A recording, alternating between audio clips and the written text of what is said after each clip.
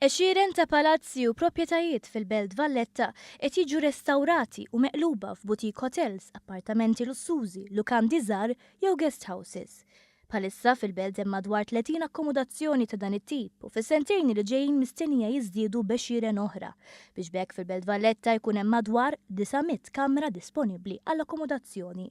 F'wieħed minn dawn il-palazzi restawrati tas-seklu 17, Palazzo Prince d'Orange, Jankal Farrugia, direttur ta' kumpanija illi topera l-Boutique Hotels, stqarmana illi iż-żieda fit-turisti, il-bidla fil-mod kif pajjiżna qed ikun reklamat bħala pajjiż ta' kultura u storja, iż-żieda fil-kummerċ u fl-ammont ta' festivals organizzati fil-kapitali u il-VAT qed iħeġġu iktar investiment fil-qasam. Iva, l-interess huwa kbir kif wieħed jista' jara anke letteralment hekk taqbad timxi fit-toroq tal-Belt, ħatara ħafna postijiet li qed jiġu ristrutturati biex joffru forma ta' akkomodazzjoni. Kemm appartamenti bħal daw, kemm lukandi li wkoll mhumiex kbar, qed inħarsu li kbar il-Belt lejn 30 massimu 40 kamra f'proprjetà waħda.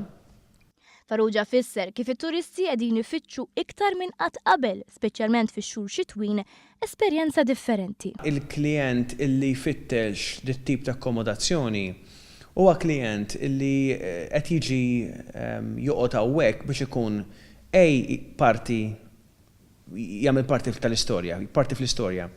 Ikun ġol ċentru tal-Belt Valletta fejn ovvjament l-iskop ewlieni tagħhom li jkunu hawnhekk huwa biex jiskopru xaw dak li huwa kulturali, arti, storja, kemm ġol belt u anke barra mill-belt. Għalhekk il-palazzi u l-proprjetajiet restawrati jinżammu kemm jista' jkun lejali għad-dera oriġinali tagħhom, fejn min jażel li jżommhom totalment fuq il-klassiku rustiku u oħrajn jagħmlu kuntrast bejn l-antiku u l-modern.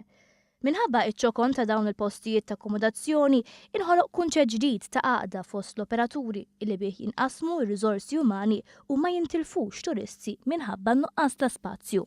Issa l-Belt tista' wkoll tattira tip ta' gruppi li jistgħu jkunu ta' 50-60 ruħ illi ma jistgħux joqogħdu f'post wieħed, però jistgħu jinxterdu ma' diversi proprjetajiet. Għalhekk naħdmu flimkien biex flimkien number one nattiraw nimmarketjaw il-Belt bħala brand innifisha. Brand innifisha biex tattira tip ta' business li qabel ma kienx jiġri il-Belt. Mbagħad għandek ċertu affarijiet oħra li huma aktar ta' vantaġġ loġistiku u operattiv tal-hotels.